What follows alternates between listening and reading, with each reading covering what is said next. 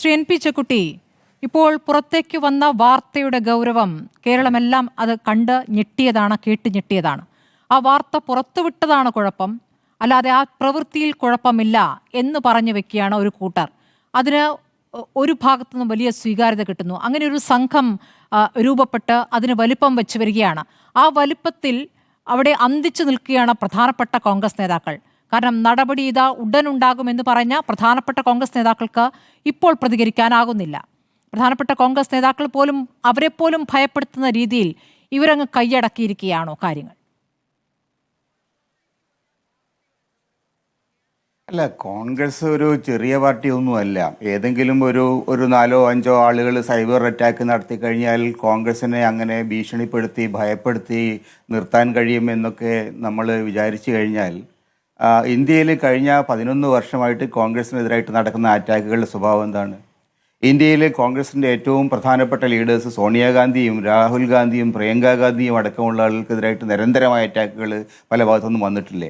അപ്പോൾ അതിനൊക്കെ കീഴടങ്ങിയിട്ട് ആളുകളുടെ മുമ്പിൽ മുട്ടുമടക്കിയിട്ടാണോ കോൺഗ്രസ് നേതാക്കൾ നിൽക്കുന്നത്? അപ്പോൾ അതുകൊണ്ട് ഏതെങ്കിലും ഒരാൾ അല്ലെങ്കിൽ അദ്ദേഹത്തിൻ്റെ കൂടെയുള്ള കുറച്ച് ആളുകൾ ചില സൈബർ അറ്റാക്കോ അല്ലെങ്കിൽ അല്ലാത്ത തരത്തിലുള്ള അറ്റാക്കോ നടത്തിക്കളയും എന്ന് പേടിച്ചിട്ട് കോൺഗ്രസിൻ്റെ സമുന്നതമായ നേതൃത്വം മിണ്ടാതിരിക്കും എന്ന് ഞാൻ കരുതുന്നില്ല. ഈ വിഷയത്തിലുള്ള കാര്യം എന്താ വെച്ചാൽ, ഇദ്ദേഹവുമായിട്ട് ബന്ധപ്പെട്ടിരിക്കുന്ന ആരോപണങ്ങൾ വന്ന സമയത്ത് കോൺഗ്രസിൻ്റെ നേതാക്കൾ നിലപാടെടുത്തിട്ടുണ്ട്. അദ്ദേഹം അതിനെ ശക്തിയുക്തം അപലപിച്ചിട്ടുണ്ട്. അദ്ദേഹത്തിനെ പാർട്ടിയിൽ നിന്ന് സസ്പെൻഡ് ചെയ്തിട്ടുണ്ട്.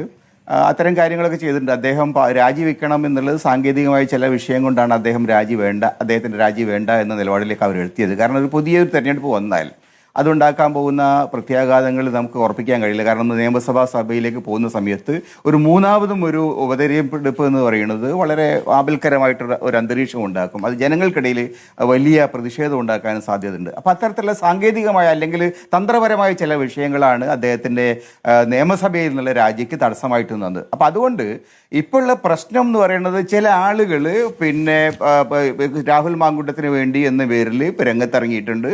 നിങ്ങളുടെ ഓഫീസിനകത്ത് അറ്റാക്ക് ചെയ്തിട്ടുണ്ട്, തിരുവനന്തപുരത്ത് ഇപ്പോൾ ജാഥ നടത്തുന്നുണ്ട്.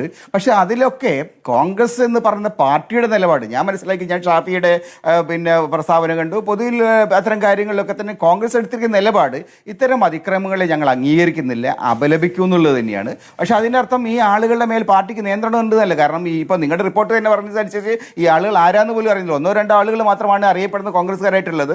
അവരെ സംബന്ധിച്ചിടത്തോളം പാർട്ടി നടപടി എടുക്കുമെന്ന് ഞാൻ പ്രതീക്ഷിക്കും. കാരണം ഇത് ഒരിക്കലും അംഗീകരിക്കാൻ കഴിയുന്ന ഒരു കാര്യമല്ല. മാധ്യമങ്ങൾക്കെതിരായിട്ടുള്ള നിലപാട് അത് ഇവിടെയാണെങ്കിൽ ഡൽഹിയിലാണ്. ഡൽഹിയിൽ കഴിഞ്ഞ ആഴ്ചയാണ് ഏറ്റവും പ്രഗത്ഭരായ ഇന്ത്യയിലെ 2 എഡിറ്റേഴ്സിന്, കരൺ താപ്പറിനെതിരായിട്ടും സിദ്ധാർത്ഥപരെതിരായിട്ടും ആസാമിൽ ഏതോ പോലീസുകാരനാണ് കേസുമായിട്ട് വന്നിരിക്കുന്നത്. നിങ്ങൾ ആലോചിച്ച് നോക്കൂ, രാജ്യത്തെ ഏറ്റവും പ്രഗത്ഭരായിട്ടുള്ള 2 പത്രാധിപന്മാർക്കെതിരായിട്ട് ആസാമിലെ പോലീസ് സ്റ്റേഷനിൽ ഇരിക്കുന്ന ഒരു സാധാ ഹെഡ് കോൺസ്റ്റബിളാണ് കേസ് എടുക്കുന്നത്. അപ്പം അതിൻ്റെയൊക്കെ അർത്ഥം വളരെ ഒരു ഇന്ത്യയിലൊരു നിയമവാഴ്ചയെ സംബന്ധിച്ചിടത്തോളം വളരെ കൃത്യമായിട്ട് ഈ സർക്കാരിനെ, കേന്ദ്രത്തിലായാലും ശരി മറ്റെവിടെയായാലും ശരി, സർക്കാരിനെതിരായിട്ട് നിലപാടെടുക്കുന്ന ആളുകൾക്കെതിരായിട്ട് ഉള്ള ഒരു ഭീകരമായിട്ടുള്ള അറ്റാക്ക് സർക്കാരിൻ്റെ ഭാഗത്തും ഭരണകൂടത്തിൻ്റെ ഭാഗത്തുനിന്നുണ്ട്. അതേപോലെ തന്നെ ഇത്തരത്തിലുള്ള ഗുണ്ടാ സംഘങ്ങളുടെ ഭാഗത്തുനിന്നുണ്ട്. ഇതെല്ലാം വളരെ അപലപനീയമായ സംഗതിയാണ്. ഒരു കാരണവശാലും ജനാധിപത്യ സമൂഹത്തിന് ഇതിനെ അംഗീകരിക്കാൻ കഴിയില്ല. ജനാധിപത്യ സമൂഹത്തിനകത്ത് ഇത്തരം പ്രവണതകൾ ആരും അതിനാരും പിന്തുണയ്ക്കുകയില്ല. അതുകൊണ്ട് കോൺഗ്രസ് നേതാക്കളായാലും ശരി മറ്റു പാർട്ടി നേതാക്കളായാലും ശരി അതിനെ അതിശക്തമായി അപലപിക്കുക തന്നെ ചെയ്യും എന്നാണ് പ്രതീക്ഷിക്കുന്നത്. എല്ലാ പാർട്ടികൾക്കും ഇപ്പോൾ അവരുടെ സൈബർ വിങ് പ്രവർത്തിക്കുന്നുണ്ട്. എല്ലാ പാർട്ടികൾക്കുമുണ്ട്. അവരുടെ പാർട്ടി പ്രവർത്തനവുമായി ബന്ധപ്പെട്ട കാര്യങ്ങൾ ജനങ്ങളിലേക്ക് എത്തുക എന്ന ഉദ്ദേശത്തോടു കൂടിയാണ്. ഇപ്പോൾ പ്രതിപക്ഷത്തെ സർക്കാരിനെ CPM-നെ സംബന്ധിച്ചാണെങ്കിൽ സർക്കാരിൻ്റെ പരിപാടികൾ, സർക്കാരിൻ്റെ വികസന നേട്ടങ്ങൾ, ഇതൊക്കെയാവും പ്രധാനമായും പറയുക. ഇപ്പോഴത്തെ പ്രതിപക്ഷത്തിന് എന്താണ് ചെയ്യുക? സർക്കാരുമായി ബന്ധപ്പെട്ടുള്ള എതിരഭിപ്രായങ്ങൾ, അല്ലെങ്കിൽ സർക്കാരിൽ ആരെങ്കിലും അഴിമതി ചെയ്യുന്നുണ്ടെങ്കിൽ അത് തുറന്നു കാട്ടാനുള്ള വിവരങ്ങൾ പുറത്തുവിടുക, ജനങ്ങൾക്ക് ഈ വിവരങ്ങൾ നൽകുക. അതല്ലേ സാധാരണഗതിയിൽ സൈബർ ടീം ചെയ്യേണ്ടത്. പക്ഷേ എന്താണ് ഈ സൈബർ വിങ് ഇപ്പോൾ പ്രവർത്തിക്കുന്നത്? എങ്ങനെയാണ് പ്രവർത്തിക്കുന്നത്? ഇപ്പോൾ എതിരായി റിപ്പോർട്ട് നൽകുന്ന അല്ലെങ്കിൽ എതിരായി വിമർശനം ഉന്നയിച്ചുകൊണ്ട് വാർത്തകൾ നൽകുന്ന മാധ്യമപ്രവർത്തകർക്കെതിരെ സ്ഥിരമായി മോശം വാക്കുകളിലൂടെ പോസ്റ്റുകൾ ഇടുക എന്ന ഒരു ജോലി മാത്രമാണ് നടക്കുന്നത്. ഇതാണോ യഥാർത്ഥത്തിൽ ഇതുകൊണ്ട് ഉദ്ദേശിക്കുന്നത്?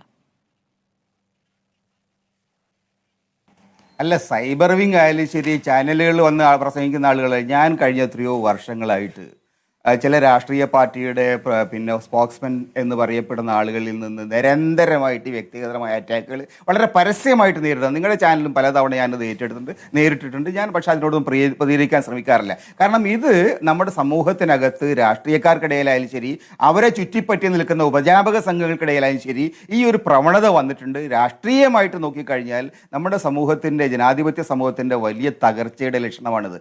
വലിയ മറ്റ് പാർട്ടികളെ കുറ്റം പറയാൻ എളുപ്പമാണ്. പക്ഷേ നമ്മളൊന്ന് കണ്ണാടി സ്വയം ഒന്ന് തിരിച്ചു നോക്കണം. യഥാർത്ഥത്തിൽ ഇപ്പോൾ നമ്മൾ ഞങ്ങളുടെ പാർട്ടിയിൽ ഇതൊന്നുമില്ല, ഞങ്ങൾ ഭയങ്കര ശുദ്ധരാണെന്നൊക്കെ പറയുന്ന ആളുകൾ അവരുടെ കണ്ണാടി സ്വന്തം മുഖത്തേക്കൊന്ന് നോക്കിക്കഴിഞ്ഞാൽ ഇതേ തരത്തിലുള്ള മാധ്യമങ്ങളുടെ നേരെയുള്ള കടന്നുകയറ്റം, അനാവശ്യമായ അതിക്രമങ്ങൾ, അനാവശ്യമായ പീഡനങ്ങൾ ഇത് എല്ലാ ആളുകളും ചെയ്യുന്നുണ്ട്.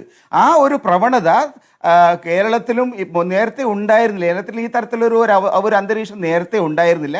പക്ഷേ കഴിഞ്ഞ കുറച്ച് വർഷങ്ങളായിട്ട് മാധ്യമങ്ങൾക്ക് നേരെ എന്തുമാവാം, മാധ്യമങ്ങളുടെ നേരെ ഏത് ആക്രമണവും നടത്താം എന്നൊരു സമീപനം വന്നിട്ടുണ്ട്.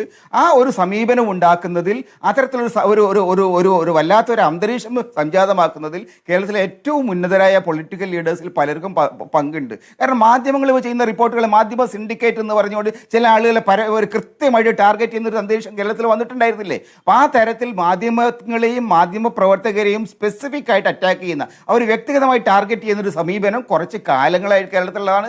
അത് എല്ലാ പാർട്ടികളിലും അത് വ്യാപിച്ചു വന്നിട്ടുണ്ട്. ഒരു പക്ഷേ ഈ മാങ്കൂട്ടത്തിന്റെ സംഘവും ആ തരത്തിലുള്ള ഒരു പ്രവർത്തനമായിരിക്കും നടത്തുന്നത്. പക്ഷേ ഒരു കാര്യം ഒരു വ്യത്യാസമുള്ളത്, ഇത്രയധികം തെളിവുകളോടെ ഒരു വിവരം പുറത്തേക്ക് വരികയാണ്. അത് വ്യക്തിപരമായ കാര്യമാണ് എന്ന രൂപത്തിൽ കൂടിയാണ് അതിനെ വ്യാഖ്യാനിക്കുന്നത്. വ്യക്തിപരമായ രണ്ട് വ്യക്തികൾക്കിടയിലെ വിഷയമാണത്രേ. അതങ്ങനെയല്ലല്ലോ സംഭവിക്കുന്നത്. അങ്ങനെ പല വ്യക്തികളുമായി ഈ വ്യക്തി നടത്തിയ അതിക്രമത്തിന്റെ വിവരങ്ങളാണ് പുറത്തേക്ക് വന്നിട്ടുള്ളത്. അത് യഥാർത്ഥത്തിൽ സ്ത്രീകളെ ഉപദ്രവിക്കലും ദുരുപയോഗം ചെയ്യലും ഒക്കെയാണ് അവിടെ നടന്നിട്ടുള്ളത്. അതിൽ സാങ്കേതികമായി പരാതിയില്ലല്ലോ എന്ന വാക്കുകൊണ്ട് അതിനെ മയപ്പെടുത്താനും അതിൻ്റെ ഗൗരവം കുറയ്ക്കാനുള്ള ശ്രമം പ്രധാനപ്പെട്ട നേതാക്കളിൽ നിന്നുണ്ടായിട്ടുണ്ട്. പ്രധാനപ്പെട്ട ഈ വി.ഡി. സതീശനെ പോലുള്ള മുതിർന്ന നേതാക്കളിൽ നിന്ന് അങ്ങനെ ഉണ്ടായിട്ടില്ല എങ്കിൽ കൂടിയും അദ്ദേഹത്തിൻ്റെ കൂടെ തന്നെ നിൽക്കുന്ന പല നേതാക്കളിൽ നിന്നും ഉണ്ടായിട്ടുണ്ട്. ഇത് തെറ്റാണ്, ഇതിനെ അപലപിക്കുന്നു എന്ന പ്രതികരണം ഷാഫി പറമ്പിൽ നമ്മൾ കേട്ടിട്ടില്ല. പാർട്ടി നിലപാടിനൊപ്പം എന്ന് പറയുന്നതിനപ്പുറം മറ്റൊന്നും കേട്ടിട്ടില്ല. ഇപ്പോൾ അക്രമം ശരിയല്ല എന്ന് പറയുമ്പോഴും അക്രമം അദ്ദേഹത്തിന് മുന്നിൽ തന്നെ നടന്നിട്ടുണ്ടെന്നേ വടകരയിൽ. അല്ലെ, അത് കറക്റ്റാണ്, നിങ്ങൾ പറയുന്നത് ശരിയുണ്ട്. ഇപ്പോൾ രാഹുൽ മാങ്കൂട്ടത്തിൻ്റെ ന്യായീകരണങ്ങൾ, എനിക്കെതിരായി നടക്കുന്നത് ഗൂഢാലോചന ന്യായീകരണങ്ങൾ നിലനിൽക്കുന്ന നമ്മുടെ മുമ്പിലുള്ള വസ്തുതകളുമായിട്ട് തട്ടിച്ചു നോക്കുമ്പോൾ അത് സ്വീകാര്യമല്ല. അദ്ദേഹത്തിനെതിരായിട്ട് വന്നിരിക്കുന്ന ആരോപണങ്ങൾ മാത്രമല്ല, ഈ ശബ്ദ സന്ദേശങ്ങളിലൊക്കെ പറയുന്ന കാര്യങ്ങൾ എൻ്റേതല്ല, ഞാനല്ല അത് പറഞ്ഞതെന്ന് ഒരിക്കലും അദ്ദേഹം എവിടെയും അങ്ങനെ നിഷേധിച്ചില്ല. അത് ക്രെഡിബിളായിട്ട് അതിൽ നിന്ന് അദ്ദേഹത്തിന് മാറി നിൽക്കാൻ കഴിയുന്നില്ല. ഈ സംഗതികളുടെ ഉത്തരവാദിത്വത്തിൽ നിന്ന് അദ്ദേഹത്തിന് മാറി നിൽക്കാൻ കഴിയില്ല. മാത്രമല്ല, അങ്ങനെയൊക്കെ നോക്കിയാൽ ഈ തരത്തിൽ MLA സ്ഥാനത്തൊക്കെ ഇരിക്കുന്ന ആൾ, പൊതുരംഗത്ത് വലിയ ഉയർന്ന സ്ഥാനത്തിരിക്കുന്ന ആളുകൾ സ്ത്രീകളോട്, പ്രത്യേകിച്ച് പെൺകുട്ടികളോട് ഉപയോഗിക്കുന്ന വാക്കുകളും അവരുടെ ഒരു ഭീഷണിയുടെ സ്വരവും ഒക്കെ ഉണ്ടല്ലോ, അത് യഥാർത്ഥത്തിൽ വളരെ ആപൽക്കരമായ ചില സ്ത്രീകൾ എന്ന് പറയുന്ന ആർക്കു വേണ്ടി ഉപയോഗിച്ച് വലിച്ചെറിയാനുള്ള എന്തോ ഒരു സംഗതിയാണ് എന്ന മട്ടിൽ ഒരു സമീപനം അതിനകത്ത് കാണുന്നുണ്ട്. അത് വളരെ വളരെ എന്താ പറയുക, ഒരു ഞെട്ടിക്കുന്ന ഒരു ചിന്താ പദ്ധതിയാണ്. ഒരു കാരണവശാലും ജനാധിപത്യ സമൂഹത്തിന് കഴിയില്ല. അപ്പം അതിനകത്ത് വളരെ ശക്തമായിട്ടുള്ള പ്രതികരണം തന്നെയാണ് KPCC പ്രസിഡന്റ് ആയാലും ശരി, പ്രതിപക്ഷ നേതാവായാലും ഒക്കെ വന്നിരിക്കുന്നത്. ഷാഫി മാങ്കൂട്ടത്തിൽ ഷാഫി പറമ്പിലിനെ സംബന്ധിച്ചിടത്തോളം അദ്ദേഹം അതിനെ ന്യായീകരിച്ചിട്ടില്ലെങ്കിൽ പോലും അദ്ദേഹത്തിൻ്റെ വാക്കുകൾ ഒരു പരിധി വരെ തൻ്റെ ഏറ്റവും അടുത്ത സുഹൃത്തോ അനുയായിയോ ഒക്കെ ആയിരിക്കുന്ന രാഹുലിനെ ഡിഫെൻഡ് ചെയ്യാനുള്ള പ്രവണത അദ്ദേഹം കാണിച്ചിട്ടുണ്ട് എന്ന നിങ്ങളുടെ ആരോപണത്തിൽ ശരിയുണ്ട്. ഞാൻ അദ്ദേഹത്തിൻ്റെ സംസാരം കേട്ടിരുന്നു. എനിക്കത് അദ്ദേഹത്തിൻ്റെ നിലപാടുകളോട് യോജിക്കാൻ കഴിഞ്ഞിട്ടില്ല. അത് അന്നും ഇന്നും ഞാൻ പറയുന്നുണ്ട്.